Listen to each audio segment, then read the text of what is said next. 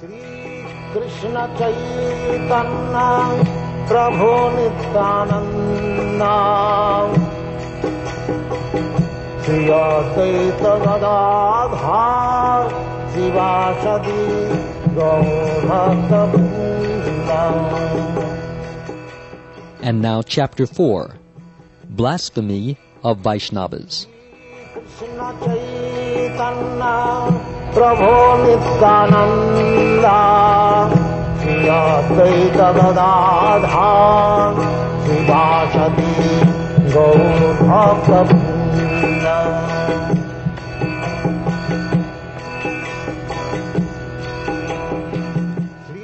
All glories to Lord Chaitanya, the life and soul of Gadadhara, and to Sri Nityananda, the life and soul of Janava. All glories to the husband of Sita, Sri Advaita, and to Srivas and the devotees.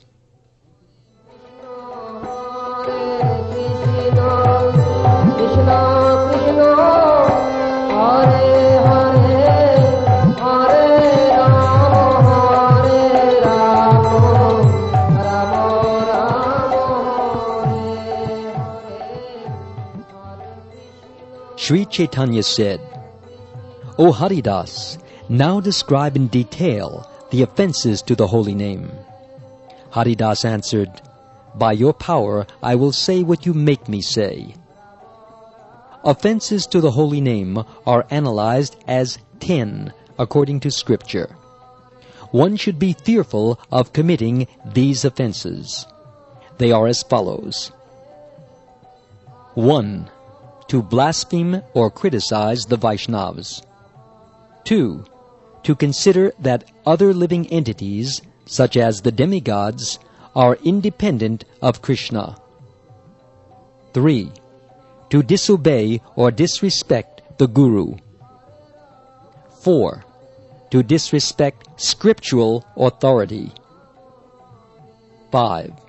To interpret the meaning of the name and to think that the glories of the name are imaginary. 6. To commit sinful activity on the strength of the holy name. 7. To give the name to the unfaithful who are not ready to accept. 8. To consider the holy name as karma and pious activity. 9. To be inattentive while chanting the holy name. 10.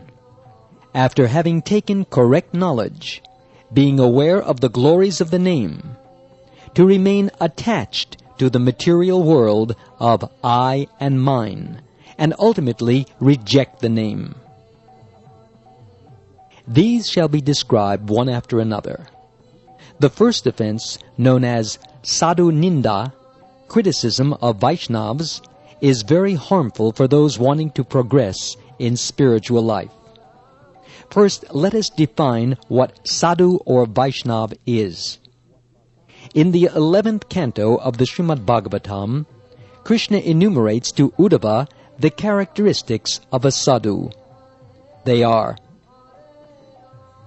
Dayalu, merciful; Sahishnu, tolerant; Sama, equal; Droha Shunya Vrata, penance without injury to the body; Satya Sara, truthfulness; Vishuddhatma, purified; Parahita Rata, engaged in the welfare of mankind; Kame Akshubhita Buddhi, intelligence free from lust; Danta, restrained; Akinchana, devoid of concept of ownership; Mridu, gentle; Shuchi, clean; Paramita Bhoji, regulated eating and other habits; Shantaman, peaceful;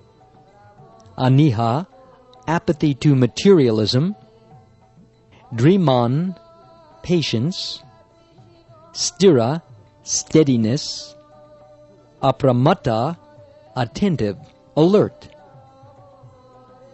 Sugambira, very grave. Vijita Shadguna, conquering over the 6 gunas, hunger, thirst, lamentation, envy, old age, and death. Amani, not expecting honor from others. Manada, giving respect to others. Daksha, skillful. Avangchaka, non-hypocritical. Jnani, knowledgeable of the scriptures.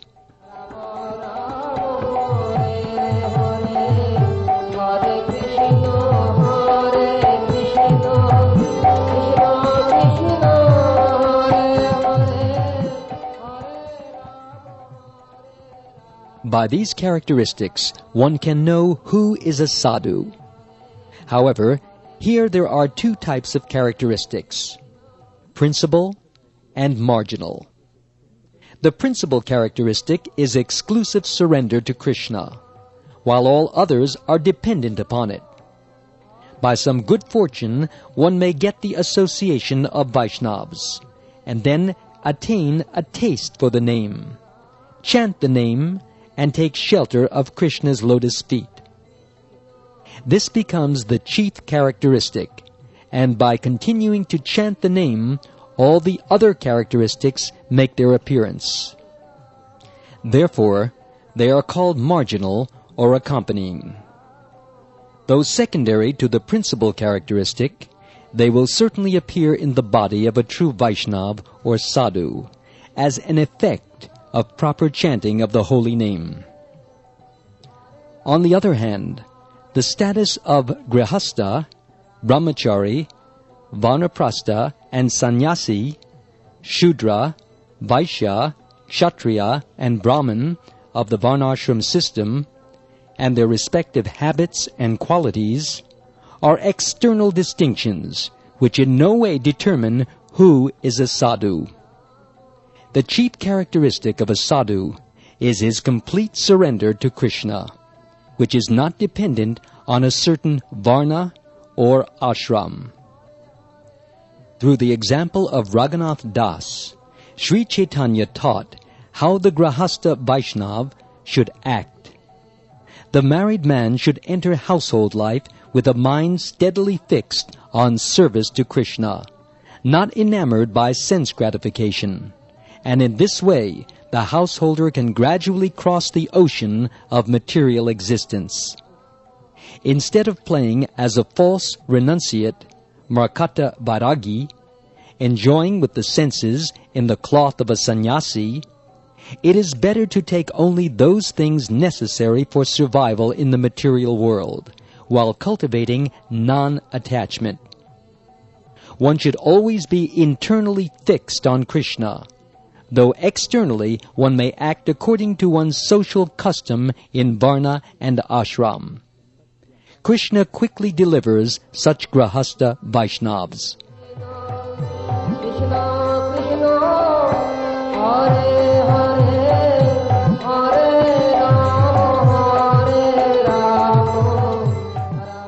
When Raghunath Das gave up household life, the Lord gave him instruction on the life of renunciation. He said, "One should neither listen to materialistic conversations, nor speak materialistic topics to others. One should not eat fancy food, or wear fancy clothing. One should always chant the holy name, respecting all, without expecting honor, and meditate on eternal service to Radha and Krishna in Braja within one's mind." The principal characteristic is one, namely, surrender to Krishna's name, which will prevail in all sadhus, no matter what varna or ashram, grahastha or sannyasi. However, according to ashram or varna, the secondary characteristics will differ to some degree. And even if there appears some bad element or fault in a person, if he has the chief characteristic, surrender to Krishna, he must be considered a sadhu, and to be respected and served by all. This is Krishna's statement in Bhagavad-gita.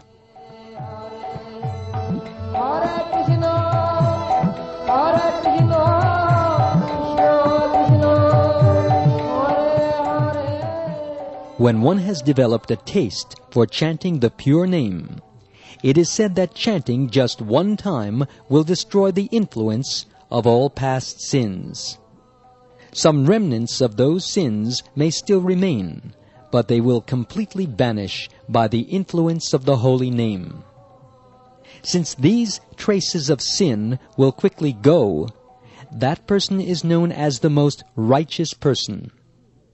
Of course, if the materialist sees those traces of sin in a Vaishnava sadhu, he may consider that the sadhu is just like a materialistic sinner. If he should criticize the sadhu because the sadhu has a trace of sin coming from previous sinful activity, he is committing sadhu ninda. He is to be considered a rascal because of his fault of criticizing a Vaishnava. And by this nam aparad, offense unto one who has surrendered to the name, he falls directly under the wrath of Krishna. It is concluded that one who is solely devoted to Krishna and sings his name is known as a sadhu. Other than the devotees of Krishna, no one else is considered to be a sadhu. One who considers himself a sadhu is filled with material pride. But one who thinks himself to be the lowest rascal humbly takes shelter of Krishna and sings Krishna's name is the real sadhu. Knowing himself to be less than a blade of grass, considering himself like a tree of tolerance, not expecting honor for himself, and giving honor to all other living entities, he chants the name and attains attraction for Krishna. If a person of the above qualities chants the holy name even once, he is considered a Vaishnava and should be respected. The Vaishnava is the friend and spiritual leader of the universe. He is an ocean of mercy to all living entities. Whoever criticizes such a Vaishnava goes to hell, birth after birth. For there is no path for real liberation other than bhakti, and bhakti is obtained only by the mercy of the Vaishnavas.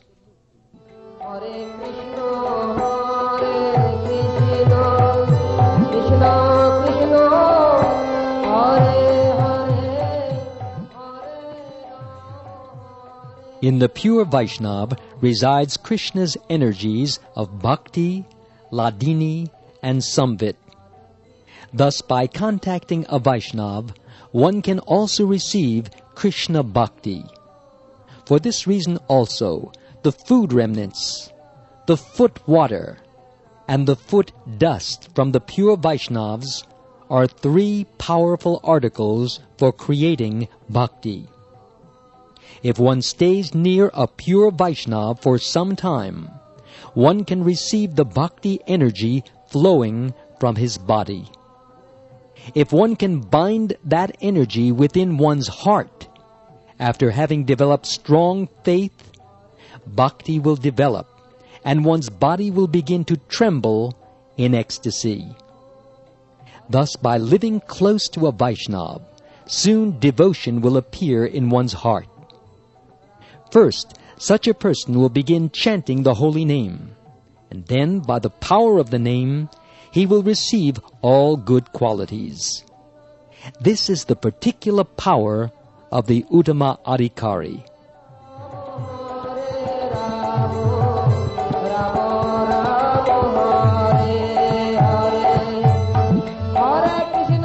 A Vaishnava may be criticized on 4 counts: his caste by birth, previous sins or faults in this life, an unpremeditated accidental act of sin, and present traces of previous sin activity.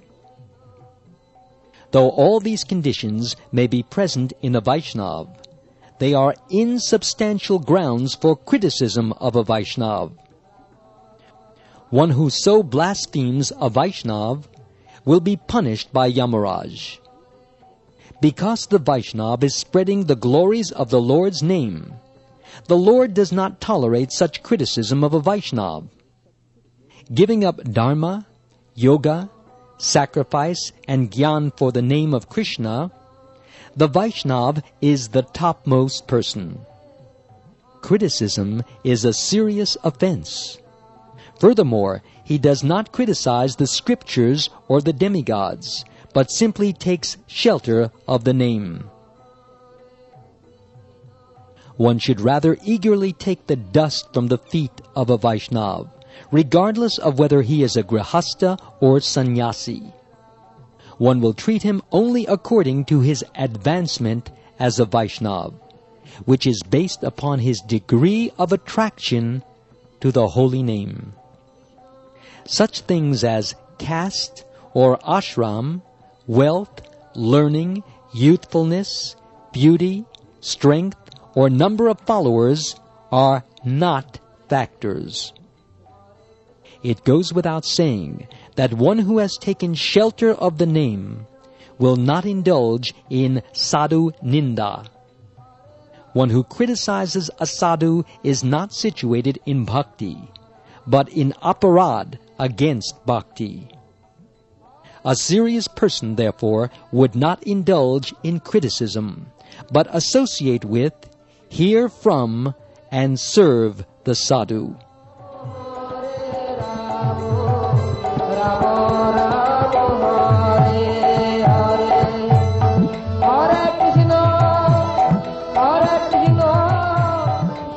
Because association with those who are not devotees is bound to produce disrespect for devotees, sadhu ninda, the devotee is careful to avoid such association. Materialistic association, or asat sangha, is of two types: association with women and association with those devoid of devotion to the Lord. Association with women means associating with women not according to Vedic tradition.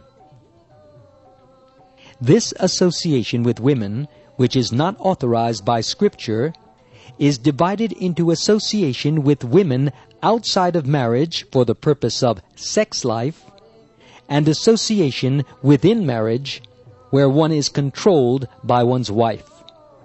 Thus, only if one is married according to prescribed rules and is following the rules for married life, in which the wife is submissive to the husband and the husband acts as a sadhu, is the association considered bona fide. Other types of association are considered asat.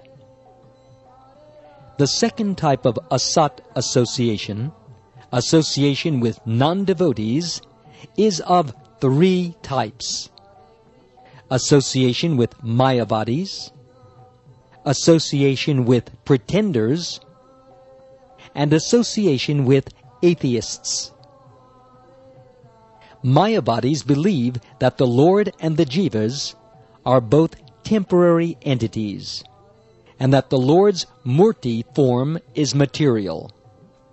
The pretenders, though without genuine devotion or renunciation, pretend to be devotees to make a living. The atheists do not believe in any form of God. Now these people may claim to be devotees, and may be accepted by the public as such, but if one rejects such people, it is not considered sadhu ninda. Furthermore, one who criticizes a person who gives up these asat people should also be rejected and avoided. Therefore, the serious devotee who gives up asat sangha, which causes sadhu ninda, and exclusively takes shelter in the name, will certainly receive the treasure of prema.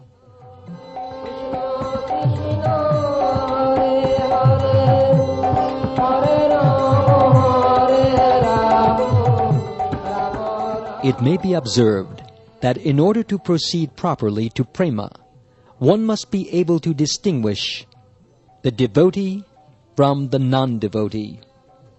For one must avoid the aparad of criticizing the devotee and seek his association, and simultaneously reject the non-devotee completely.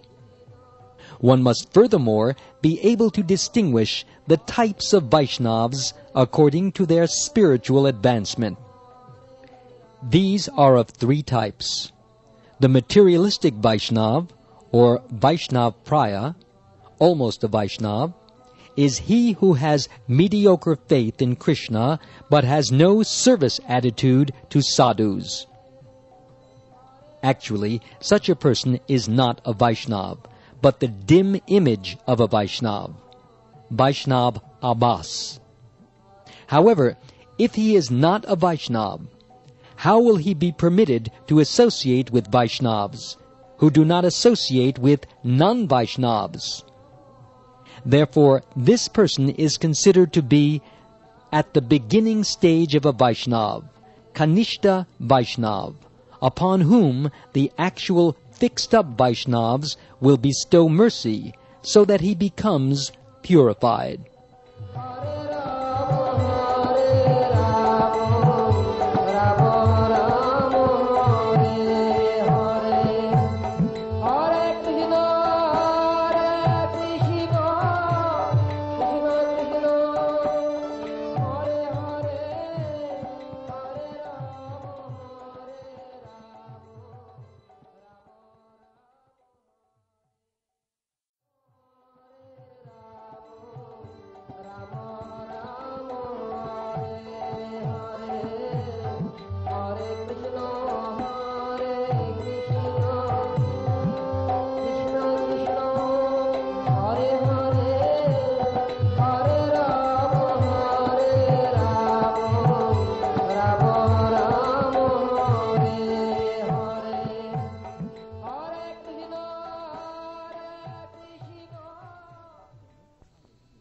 The next higher stage of Vaishnav is the Madhyam Bhakta, who can recognize the important position of the Lord's devotees and thus always associates with them.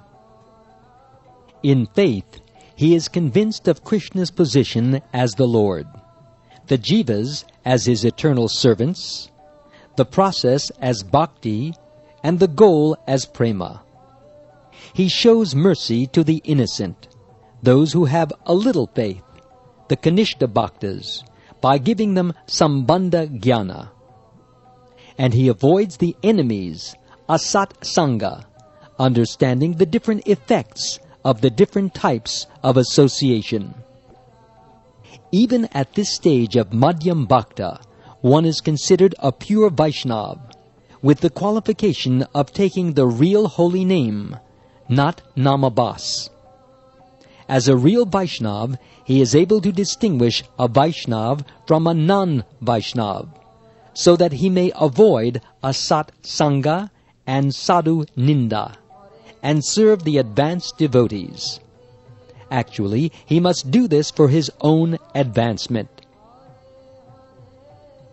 He who experiences Krishna as the life and soul of everything, and thus sees Krishna situated in everything, and consequently does not make distinction between Vaishnav and non-Vaishnav, but simply engages in relishing the nectar of the holy name, is called the Uttama Vaishnav, the most advanced devotee. The Kanishta Bhakta performs his devotional service at the stage of Namabhas, whereas the Madhyam Vaishnav is actually qualified for the real holy name, and can understand and discern the various offenses in chanting the holy name. The Uttama Adhikari is above committing offense, as he sees Krishna expanded everywhere.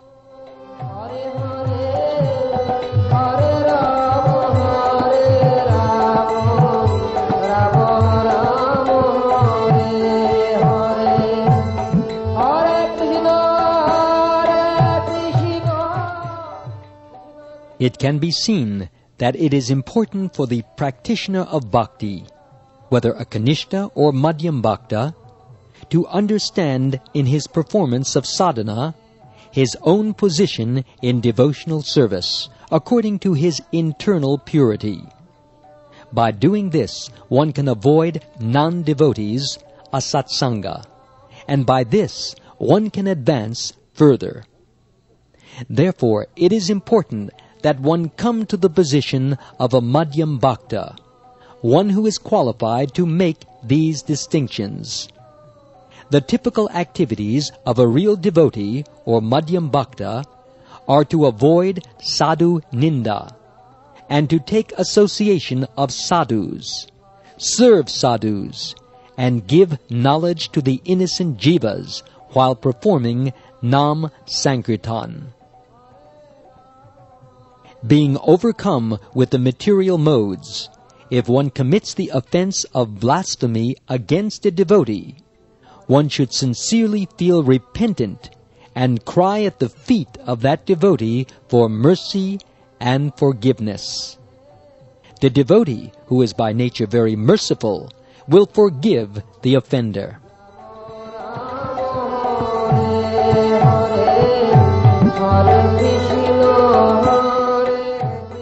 Haridas concluded, "According to your order, Lord, I have discussed the first offense. This I offer to your lotus feet."